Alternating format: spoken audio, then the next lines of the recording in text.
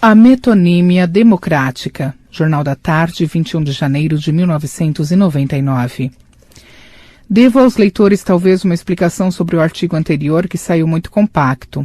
O que eu dizia ali é o seguinte: ao contrário do que afirma Bobbio, repetindo, Jefferson, segundo me lembra um amável missivista, mais democracia não é o remédio para os males da democracia, é o começo da ditadura. Explico-me. Com tanta frequência e de boca tão cheia, os tolos e os espertalhões falam de democracia social, de democracia cultural e até de democracia sexual, que acabamos esquecendo que o uso da palavra democracia, fora do estrito domínio político-jurídico, é apenas uma figura de linguagem, a qual, tomada ao pé da letra, resulta em completo nonsense. Democracia é o nome de um regime político definido pela vigência de certos direitos.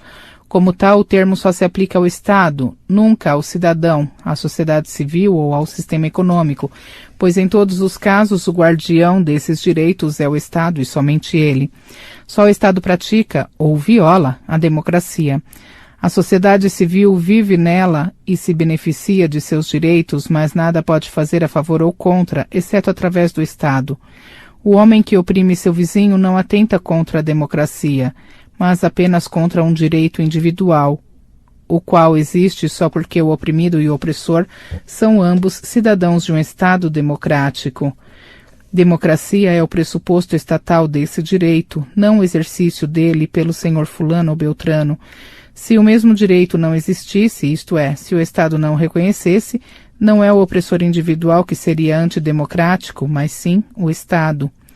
Quando se diz que um cidadão pratica a democracia porque respeita tais ou quais direitos, o uso da palavra é rigorosamente metonímico. Democrática não é a ação individual em si, mas sim o quadro jurídico e político que a autoriza ou determina. Do mesmo modo, se uma empresa decide nivelar as diferenças de salários entre seus empregados de funções idênticas, não está praticando a democracia, mas apenas pondo em prática um direito que existe porque o Estado democrático o assegura. E se fizer o mesmo fora de um Estado democrático, nem por isto estará implantando uma democracia, pela simples razão de que age por iniciativa isolada, incapaz por si de estatuir direitos. Democrático ou antidemocrático é o Estado e somente o Estado. Os cidadãos e os grupos sociais são apenas obedientes ou desobedientes à ordem democrática. A democracia é nada mais que a ordem política e jurídica na qual certos atos são possíveis, e dizer que estes atos são democráticos é tomar o condicionado pela condição que o possibilita. É metonímia.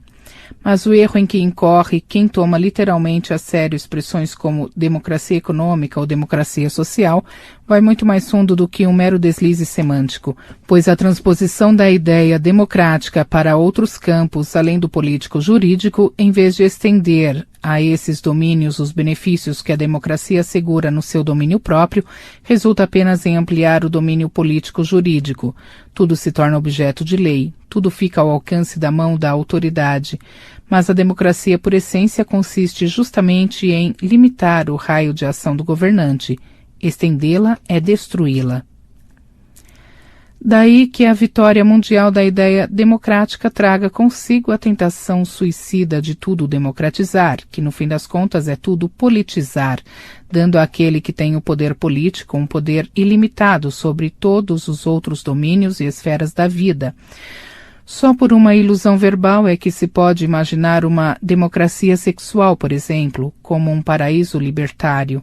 A submissão da vida sexual aos critérios democráticos é a universal invasão de privacidade, e esse grão hierofante da democracia ilimitada, que é o senhor Bill Clinton, está finalmente sentindo na carne os efeitos da sua própria bruxaria.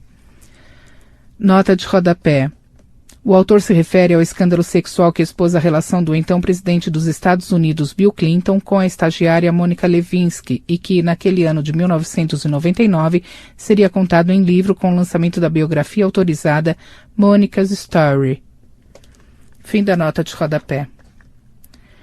O remédio para os males da democracia não está em mais democracia, está em reconhecer que a democracia não é o remédio de todos os males.